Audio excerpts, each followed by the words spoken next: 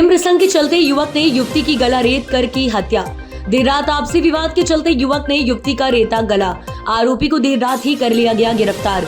मृत युवती के शव को पोस्टमार्टम के लिए लाया गया जिला चिकित्सालय।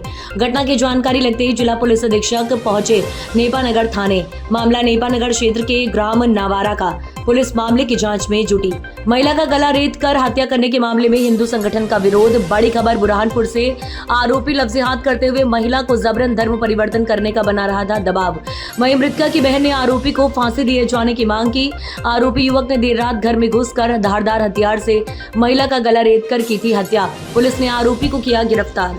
नई नई घटनाएं सामने आ रही है। ये भी एक ताजी घटना है। पूरे देश में तो अपन सुन ही रहे थे, लेकिन बुरहानपुर भी अब इससे अछूता नहीं रहा है।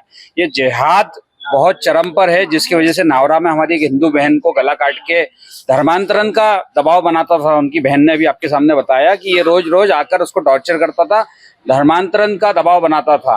क्योंकि उनने उसका वो जो संबंध बनाना चाह रहा था, उन्होंने स्वीकार नहीं किया और इस आरोपी ने, इस जिहादी ने उस बहन का गला काटकर उसको मार दिया। अब क्या चाहते हो? हम तो यही चाहते प्रशासन से कि घर तोड़ा जाए। इन जो जिहादी है, जो जिहाद चल रहा है बुरहानपुर क्षेत्र में, तो देरतलाई क्षेत्र में भी ऐसा ही जिहाद चल रहा है, पूरे जिले में जिहाद चल रहा है। तो इनके ऊपर कड़ी कार्रवाई हो, इनके मकान दुकान सब ध्वस्त किया जाए और उनको फांसी की सजा दी जाए।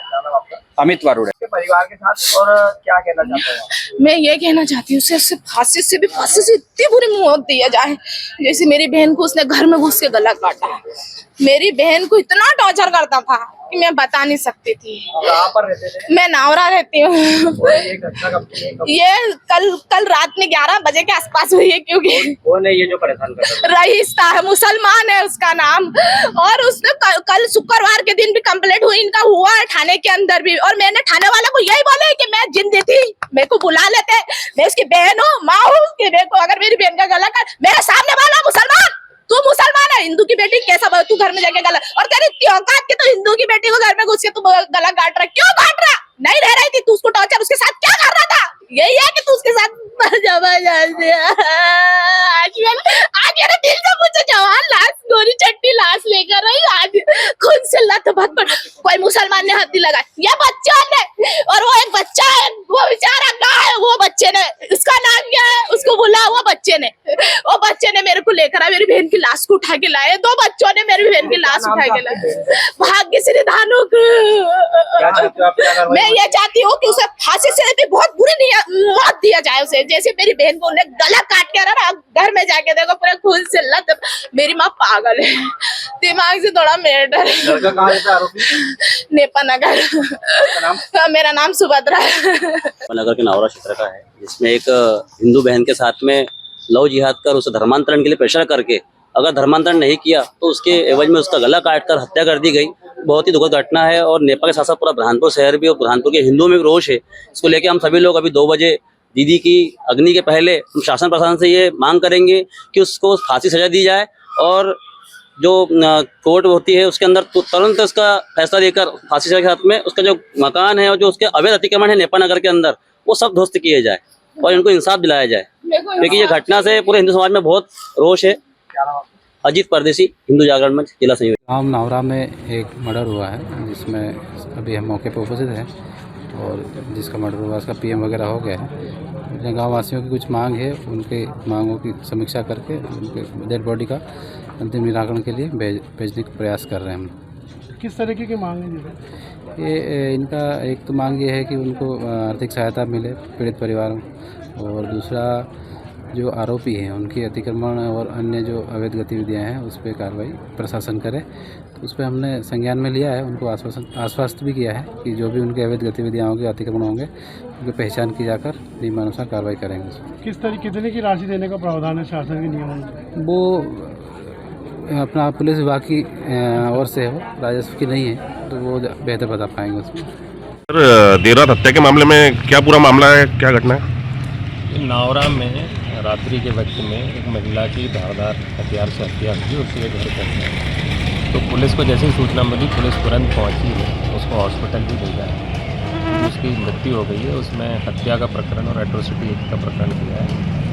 इसका एक रईस नामक युवक के साथ में काफ़ी समय से संबंध भी था, तो आपस में विवाद भी होने लगा था। वही की घटना के प्राथमिक कारणों में चीज़ें आई है, जिसको लेकर इसके द्वारा धारदार हथियारों से हत्या की है। पुलिस ने प्रकरण पंजीबद्ध किया हत्या और एट्रोसिटी एक्ट के अंतर्गत। आरोपी को गिरफ्तार कर आरोपी को हिरासत में ले लिया है। बाकी उससे अन्य जो विवेचना की महत्वपूर्ण चीज़ है वो सारी कार्रवाई कर रही है। पुलिस इसमें बहुत सख्ती के साथ कार्रवाई करेगी और बहुत ही इसको किसी भी तरीके से लगातार लग के इसमें दोष सिद्धि करके उसको सही जगह तक पहुँचाएगी। चौकी क्षेत्र का एक मर्डर का मामला है। इसमें कल रात में 10:30 बजे एक यहाँ पे नावरा चौकी में मर्डर हुआ था, उसी को लेकर के है।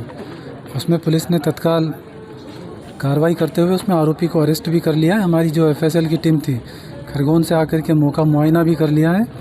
उस महिला का PM करा करके भी यहाँ नावरा लेकर के आ गए हैं। तो अभी इन लोगों की कुछ डिमांड्स वगैरह हैं तो ये रिटर्न में हमको दे रहे हैं, तो उसको कंसिडर करेंगे। जो उसमें जांच में लेने योग्य बिल्कुल जांच में भी लेंगे। आरोपी गिरफ्तार हो गए थे? हाँ, इसमें आरोपी को गिरफ्तार कर लिया है। तो एक ही आरोपी के और भी कोई आरोपी है? फिलहाल तो एक ही है। Thank you. ये हमारे लिए बड़ा शर्म की बात है कि मुस्लिम जिहादियों के द्वारा हमारी बहन बेटियों का शारीरिक शोषण भी हो रहा है और उनको मार के काट के गला रेत के फेंक रहे हैं। और आज हम यहाँ पर बैठे हुए आपके समक्ष, आपका उच्च अधिकारी कोई नहीं है यहाँ पर। कम से कम कलेक्टर साहब को मौजूद रहना चाहिए था, एडिशनल साहब को मौजूद रहना चाहिए था। आ रहे और हम आप सभी को आश्वस्त करते हैं इस प्रकरण में ऐसी कठोरतम कार्रवाई करेंगे जो पूरे प्रदेश में रहे। मतलब एक ऐसी नींव की पत्थर वाली कार्रवाई करेंगे, बिल्कुल भी नहीं बख्शा जाएगा। जितने भी सहयोगी इसी संबंध में भाई साहब ने भी अभी आवेदन रखा सबके सामने। सहयोगी के बाद में जो प्रोटोकॉल बनता है अभिषेक जी, जो प्रोटोकॉल बनता है उसके तहत अभी तक इनको एट्रोसिटी का चेक मिल जाना चाहिए था। क्या मिला? क्या ईमानदारी से बताओ, अपनी आत्मा पे हाथ रख के बताइए, मिलना चाहिए था कि नहीं? उसको भी हाथों हाथ मिलना चाहिए था उस परिवार को, हाथों हाथ मिलना चाहिए था। नहीं, FIR के तत्काल बाद होता है।